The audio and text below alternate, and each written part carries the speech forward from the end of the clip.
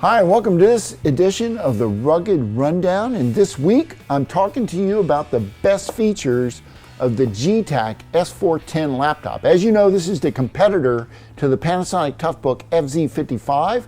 And well, let me get into the features here. I really like this. This particular unit that I'm showing you today is the fourth generation of this model.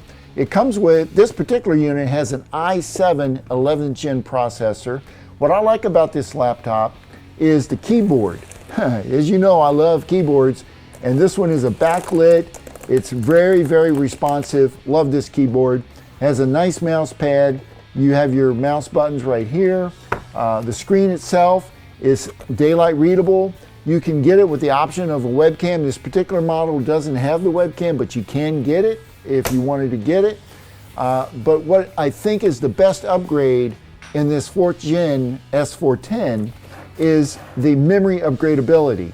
Before, you had to remove the entire back, you know, the G1, 2, and 3, you had to remove the entire bottom plate, which was like 40 screws, and then you could upgrade the memory. With this, there's 4 screws, you remove the access door, boom, you put in the memory in and you're done. So it is user-friendly when it comes to memory upgrades.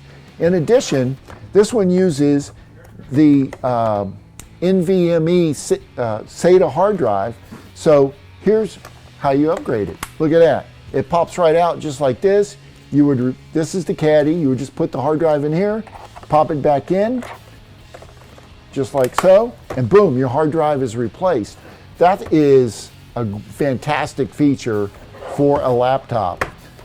The port covers are IP65 rated, so you're able to keep dust, and you can see there's like a rubber lining around, so it keeps the dirt and the water out.